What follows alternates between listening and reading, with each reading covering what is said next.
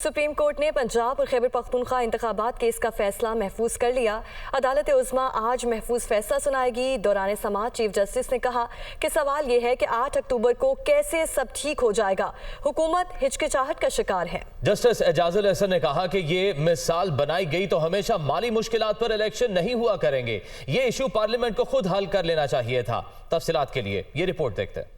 पंजाब और खैबर पख्तूनख्वा इंतखाबात इल्तवा केस का फैसला महफूज। सेक्रेटरी दिफा और खजाना से तहरीरी रिपोर्ट भी तलब। दौरान समाअत सुप्रीम कोर्ट का हुक्मरान इत्तेहाद के वकला को सुनने से इनकार। कानून में किसी को इलेक्शन मुलतवी करने का इख्तियार नहीं। इलेक्शन की तारीख आगे बढ़ा सकती है तो सिर्फ अदालत। कुछ लोग मनपसंद जजेस से फैसला चाहते हैं। चीफ जस्टिस उमर अता बंदियाल के रिमार्क्स। 3 रुकनी खसूसी बेंच के रूबरू समाअत के दौरान फारूक एच नाइक, अकरम शेख और कामरान मुर्तजा ने दलाइल देने की इस्तदा की तो अदालत ने इनकार कर दिया। जस्टिस मुनीब अख्तर ने कहा हुक्मरान इत्तेहाद को एक तरफ बेंच पर एतराज है, दूसरी तरफ कार्रवाई का हिस्सा भी बनते हैं। चीफ जस्टिस के इस्तफसार पर अटॉर्नी जनरल ने कहा हुकूमत आइन के मुताबिक चलती है, इसलिए बाइकाट नहीं कर सकती। सेक्रेटरी दिफा लेफ्टिनेंट जनरल रिटायर्ड हमूदुज़्ज़मा अदालत में पेश हुए और कहा पंजाब में सिक्योरिटी हालात संगीन है, खुली अदालत में नहीं बता सकता। नहीं चाहते मालूमात दुश्मन तक पहुँचे। चीफ जस्टिस ने कहा कि सिक्योरिटी के मामलात पर सिर्फ आर्मी की बात नहीं कर रहे, अफवाज में नेवी और एयरफोर्स भी शामिल हैं। कोई हसास मामला आया तो चैम्बर में सुन लेंगे। एडिशनल सेक्रेटरी खजाना पेश हुए तो जस्टिस मुनीब अख्तर ने कहा 20 अरब देने से बजट पर कितने फीसद फर्क पड़ेगा। वकील इलेक्शन कमीशन इरफान कादिर ने कहा मुझे इंसाफ होता नजर नहीं आ रहा। अज खुद नोटिस केस में फैसले का तनासुब जजेस का अंदरूनी मामला नहीं, इस तनाज़े को हल करने के लिए इकदाम करें। चीफ जस्टिस ने कहा जस्टिस फाइज ईसा ने मुलाकात में कहा कि 1 मैन शो पर आपके हवाले से नहीं बल्कि अमूमी बात की थी। चीफ जस्टिस ने कहा 1988 में भी अदालत के हुक्म से इलेक्शन आगे बढ़ाए गए। आइन और कानून में वाज़ेह है कि इंतखाबात की तारीख कौन देगा। वफाकी हुकूमत ने ऐसा कोई मवाद नहीं दिया जिस पर इलेक्शन मुलतवी हो सके। वज़ीर आज़म शहबाज शरीफ ने कहा है कि इत्तेहादी हुकूमत ने मौजूदा बेंच पर अदम एतमाद का इजहार किया। बाइकॉट की बात नहीं हुई। काश अब भी चीफ जस्टिस 2 जजेस को माइनस करके फुल कोर्ट बिठा दें तो कौम को फैसला मानने में दिक्कत नहीं होगी। होश के नाखून ना लिए तो सब हाथ मलते ही रह जाएंगे। वो कौमी असम्बली में खिताब कर रहे थे। पूरी कोलिशन गवर्नमेंट ने मौजूदा बेंच के ऊपर अदम एतमाद का इजहार किया है। मीटिंग मैंने चेयर की थी बतौर प्रेसिडेंट पाकिस्तान PMLN। बाइकॉट का कहीं लफ्ज़ इस्तेमाल नहीं हुआ। काश अब भी चीफ जस्टिस इस बात का ख्याल करें कि अगर वो फुल कोर्ट को बिठा दें माइनस जिन 2 जजेस ने पहले ही रिक्यूज किया है तो वो फैसला शायद पूरी कौम को मानने में ज़रा भी जनाब स्पीकर दिक्कत नहीं होगी। इस बेंच से फैसला करवाना मैं समझता हूँ कि इंसाफ के तकाज़ों के 100% मुनाफी है। 2 मरतबा इमरान नियाज़ी ने मुझे जेल भिजवाया और तीसरी मरतबा वो भरपूर तैयारी में था। मेरा कसूर ये था कि मैं उस हुकूमत की जो गलतकारियाँ थी, तबाहकारियाँ थी, उनको हम डट कर इस ऐवान में भरपूर आवाज़ उठाते थे, मगर इमरान नियाज़ी को ये मंजूर नहीं था और वो हमें और मुझे रास्ते का कांटा समझता था। इस्लामाबाद हाई कोर्ट में वकील ने कहा कि इमरान नियाज़ी की जो एहलिया मुहतरमा है, she was not an public office holder. तो मरियम नवाज शरीफ की बेटी, वो तो नहीं थी पब्लिक ऑफिस होल्डर, उसको जेल से गिरफ्तार कर लिया गया। ये दोहरा मेयार पाकिस्तान की जड़ों को हिला कर रख देगा। वज़ीर कानून आज़म नज़ीर तारड़ ने कौमी असम्बली में खिताब करते हुए कहा है कि अगर आइन की पासदारी चाहते हैं तो फैसले तोल कर दें। इंतखाबात कब और कैसे हों ये फैसला इलेक्शन कमीशन ने करना है। वज़ीर कानून ने सवाल किया कि अगर 3 जजेस का फैसला आया तो क्या कौम को काबिल कबूल होगा, उसे अवामी पजीराई हासिल होगी, क्या फैसला काबिल अमल भी होगा या नहीं।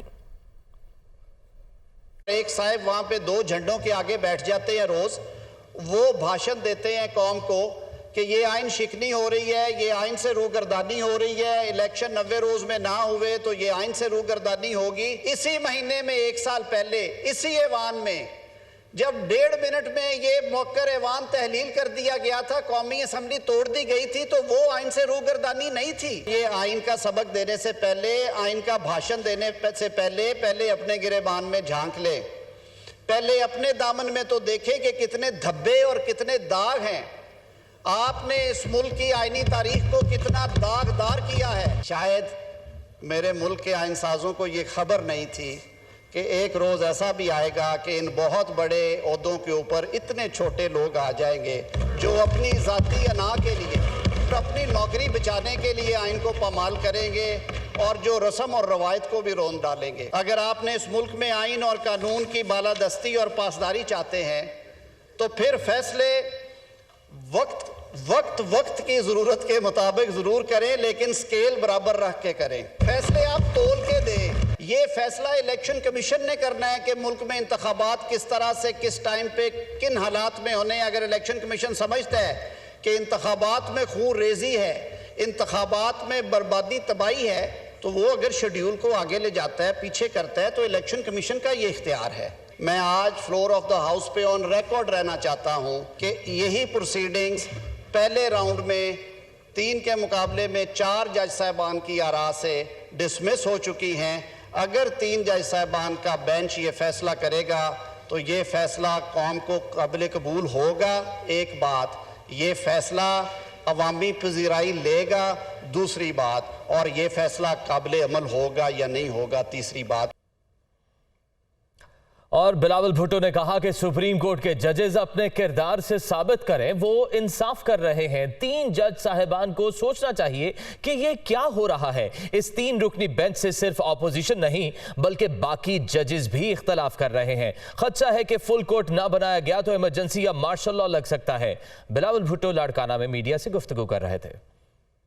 अदलिया को ख़ास तौर पे इन 3 जज साहिबान को सोचना चाहिए कि क्या हो रहा है। ये तो इलेक्शन का सवाल नहीं है, ये कोई आम सा ट्रायल नहीं चल रहा है। हमारा सुप्रीम कोर्ट ऑफ पाकिस्तान का ट्रायल चल रहा है। वो अपना किरदार से साबित करेंगे कि क्या वो अदालत है, इंसाफ करने वाला अदारा है, आइन का तहफ़्फ़ुज़ करने वाला अदारा है, या वो टाइगर फोर्स बनना चाहते हैं।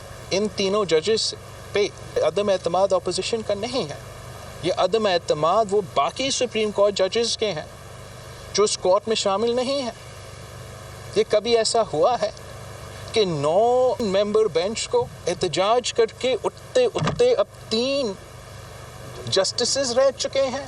जो आईनी काम है, जो मुनासिब काम है, वो ये है कि एक लार्जर बेंच बना दिया जाए, बैठे फैसला सुनाए, फैसला सरांकों पे। अगर सुप्रीम कोर्ट लार्जर बेंच नहीं बनाता तो ये जो 3 जजेस का फैसला होगा, मेरा जो खदशा है कि खुदा ना खास्ता पाकिस्तान में ऐसा कोई इमरजेंसी या मार्शल लॉ टाइप सिचुएशन फिर से ना लग जाए। मैं बड़ा बात कर रहा हूँ। जहाँ तक इलेक्शन डिले करवाने की बात है, पाकिस्तान पीपल्स पार्टी का कोई फ़िक्र नहीं है खान साहब का। हम समझते हैं कि हम खान साहब का मुकाबला कर सकते हैं और खान साहब को शिकस्त भी दिलवा सकते हैं। दूसरी जानिब तहरीक इंसाफ के रहनुमाओं का कहना था कि चीफ जस्टिस ने किसी दबाव में आए बगैर तमाम फरीकैन का नुक्ता नजर तहम्मुल से सुना। शाह महमूद कुरैशी का कहना था कि इलेक्शन कमीशन और अटॉर्नी जनरल कोई ठोस दलाइल नहीं पेश कर सके। असद उमर ने कहा कि हुकूमत की कोशिश अदालत के अंदर दराड़ और जजेस में अभाम पैदा किया जाए। कौम फैसला सुनने की मुंतजिर है। चीफ जस्टिस साहब का और लार्जर बेंच का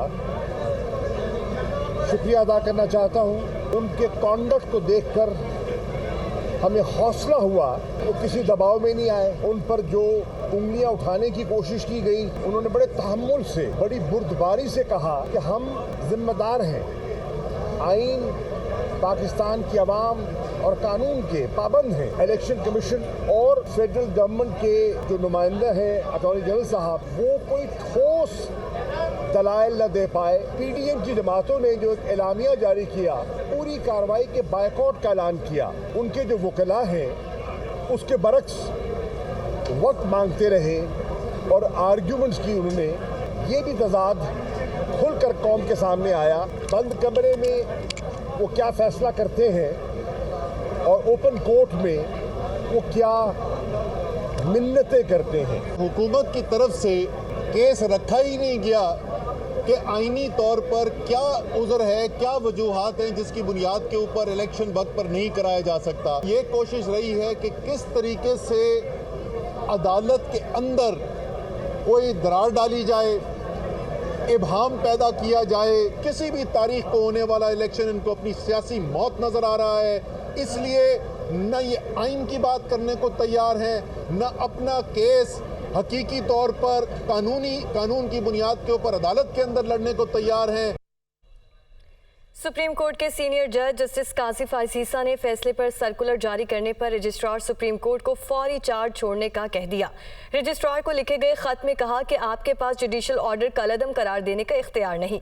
खत की कॉपी काबीना और एस्टेब्लिशमेंट डिवीजन को भी भिजवा दी गई है। तफसीलात के लिए देखिए ये रिपोर्ट। रजिस्ट्रार का 31 मार्च का सर्कुलर सुप्रीम कोर्ट के 3 रुकनी बेंच के फैसले की खिलाफ वर्जी। चीफ जस्टिस भी जुडिशल ऑर्डर के खिलाफ इंतजामी ऑर्डर जारी करने के नहीं मजाज। खिलाफ कानून काम पर फौरी ओहदा छोड़ दें। जस्टिस कासिफ आसीसा का रजिस्ट्रार सुप्रीम कोर्ट को खत, मरासले की कॉपी चीफ जस्टिस पाकिस्तान, काबीना और एस्टेब्लिशमेंट डिवीजन को इरसाल। जस्टिस कासिफ आसीसा ने registrar supreme court Ishrat Ali को खत में कहा कि आपको बतौर सीनियर ऑफिसर अपनी आईनी जिम्मेदारी का इदराक होना चाहिए। ये केस आर्टिकल 184(3) के तहत अज खुद नोटिस के तौर पर सुना गया। रजिस्ट्रार का केस के फैसले पर सर्कुलर जारी करना हैरानकुन है। इस तरह सुप्रीम कोर्ट के हुक्म की खिलाफ वर्जी की गई। सर्कुलर का मतन मौजूदा फैसले से मुताबिकत नहीं रखता। रजिस्ट्रार फौरी तौर पर ओहदे से दस्तबरदार हो जाएं। Registrar supreme court Ishrat Ali को ओहदे से हटाने का नोटिफिकेशन जारी कर दिया गया है। वफाकी काबीना की मंजूरी के बाद एस्टेब्लिशमेंट डिवीजन ने नोटिफिकेशन को जारी किया। ग्रेड 22 के इशरत अली को एस्टेब्लिशमेंट डिवीजन रिपोर्ट करने की हिदायत भी की गई है। हुकूमत ने इशरत अली को सितंबर 2022 में रजिस्ट्रार सुप्रीम कोर्ट तैनात किया गया था। आपको अपडेट कर रहे हैं, registrar supreme court Ishrat Ali को ओहदे से हटाने का नोटिफिकेशन जारी कर दिया गया है। वफाकी काबीना की मंजूरी के बाद एस्टेब्लिशमेंट डिवीजन ने नोटिफिकेशन जारी किया। ग्रेड 22 के इशरत अली को एस्टेब्लिशमेंट डिवीजन रिपोर्ट करने की हिदायत भी की गई है। हुकूमत ने इशरत अली को सितंबर 2022 में रजिस्ट्रार सुप्रीम कोर्ट तैनात किया गया था। जावेद हुसैन हमारे साथ मौजूद हैं। जावेद, आगाह कीजिए। जी देखें, ये वफाकी काबीना ने फैसला लिया है कि registrar supreme court Ishrat Ali को उनके ओहदे से हटाया जाएगा और ये जो है वो आज इस हवाले से वफाकी काबीना के फैसले के बाद कैबिनेट डिवीजन की जानिब से नोटिफिकेशन भी जारी कर दिया कि एस्टेब्लिशमेंट डिवीजन की जानिब से नोटिफिकेशन जारी किया गया है, जिसमें ये बताया गया है कि ग्रेड 22 के इशरत अली खान को जो है वो एस्टेब्लिशमेंट डिवीजन रिपोर्ट करने की हिदायत की गई है। हुकूमत ने इशरत अली को सितंबर 2022 में रजिस्ट्रार सुप्रीम कोर्ट तैनात किया था। मौजूदा हुकूमत ने डेपुटेशन पर इशरत अली को खिदमात जो है वो सुप्रीम कोर्ट के हवाले की थी। आज वफाकी काबीना के इजलास जो कि हुआ उसमें ये फैसला लिया गया कि उनकी जो खिदमात हैं वो वापस एस्टेब्लिशमेंट डिवीजन को दी जाए। तो अब ये फैसला करके नोटिफिकेशन जारी कर दिया गया है। जी, आज के इजलास में फैसला हुआ है और इशरत अली को एस्टेब्लिशमेंट डिवीजन रिपोर्ट करने की हिदायत की गई है। जावेद हुसैन हमारे साथ मौजूद थे, आपका शुक्रिया। इमरान खान कहते हैं, आज हम अपनी आईनी तारीख के फैसला कुन मोड़ पर खड़े हैं। हमारे पास 2 रास्ते हैं, तुर्की के नक्शे कदम पर चलें या म्यांमार बन जाएं। आइन, कानून, जमहूरियत या करप्ट माफिया, हर फर्द को इनमें से एक को चुनना होगा। जंगल का कानून या फस्तायत, हर फर्द को इनमें से एक को चुनना होगा। इमरान खान ने यह ट्वीट किया। उन्होंने कहा कि आज हम अपनी आईनी तारीख के फैसला कुन मोड़ पर खड़े हैं। और दूसरी जानिब राना सनाउल्लाह कहते हैं कि इमरान न्याजी दुरुस्त फरमा रहे हैं, मुल्क को कौम इंतहाई नाजुक मोड़ पर खड़े हैं। आज कौम को फैसला करना होगा कि वो इज्तिमाई शऊर का साथ देगी या तकब्बुर और हट धर्मी की बुनियाद पर किए गए फैसलों का। कानून नाफिज करने वालों का साथ देगी या उन पर पेट्रोल बम चलाने वालों का साथ देगी। अदालतों पर हमला करने वालों के साथ खड़ी होगी या अदलिया का एहतराम करने वालों के साथ। या जला दो, मार दो और किसी को नहीं छोड़ूंगा जैसे पागलपन का साथ देगी। राना सनाउल्लाह की जानिब से यह कहा गया है कि इमरान न्याजी दुरुस्त फरमा रहे हैं, मुल्क को कौम इंतहाई नाजुक मोड़ पर खड़े हैं। वजीर आजम रमजान पैकेज के तहत पंजाब में मुस्तहिक अफराद में मुफ्त आटे की तकसीम जारी है। हुकूमत के इस रिलीफ पैकेज से कौन लोग फायदा उठा सकते हैं, इस स्कीम से मुस्तफीद होने का क्या तरीकाकार तय किया गया है और अब तक इससे कितने खानदान फायदा उठा चुके हैं, जानिए इस रिपोर्ट में। रमजान मुबारक के शुरू होते ही मुल्क भर में मुस्तहिक अफराद के लिए हुकूमतों की तरफ से रिलीफ पैकेजेस का ऐलान होता है ताकि गरीब और नादार अफराद भी माह मुबारक की बरकत समेट सकें। माजी में इस मकसद के लिए सस्ते रमजान बाजारों में अवाम को इनडायरेक्ट सब्सिडी के तहत सस्ता आटा फराहम किया जाता था, मगर रवा साल हुकूमत पंजाब ने अवाम को टारगेटेड सब्सिडी देने के लिए पंजाब इंफॉर्मेशन टेक्नोलॉजी बोर्ड की मदद से मोबाइल ऐप मुतारिफ कराई, जिसका मकसद मुस्तहिक खानदानों को सस्ता आटा फराहम करना था। ये जो एलिजिबल लोग हैं वो PMT 60 BISP का जो डेटा है उसमें कोई 15.8 मिलियन फैमिलीज हैं। 3 बैग्स आटे के हर फैमिली को रमज़ान के महीने में, और हमारे पंजाब गवर्नमेंट के वज़ा करते तरीके से हम उनको सिस्टम के थ्रू हम उनको जो है ना डिस्ट्रीब्यूट करें हम लोग। ये मोबाइल ऐप पंजाब के 11,700 डिस्ट्रीब्यूशन सेंटर्स पर चलती है, जिस पर कोई भी शख्स अपना शनाख्ती कार्ड लेकर जा सकता है। स्कैनिंग के बाद अहलियत के मुताबिक मुफ्त आटा फराहम किया जाता है। ये मोबाइल ऐप फ्लोर मिल्स को पंजाब हुकूमत की तरफ से गंदम की फराहमी और वहाँ से आटे के बैग्स की तरसील के निज़ाम को भी मॉनिटर करती है। हर बेनिफिशरी अपना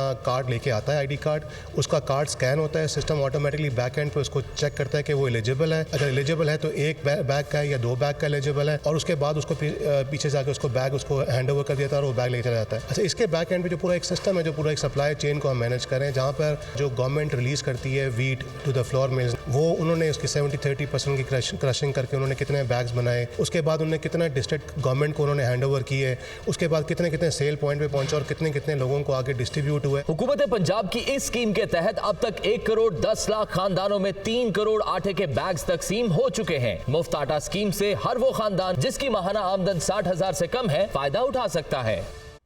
और आलमी मंडी में तेल की पैदावार रज़ाकाराना तौर पर कम करने के ओपेक ममालिक के फैसले के बाद आलमी मंडी में खाम तेल की कीमतों में 6% इजाफा हो चुका है।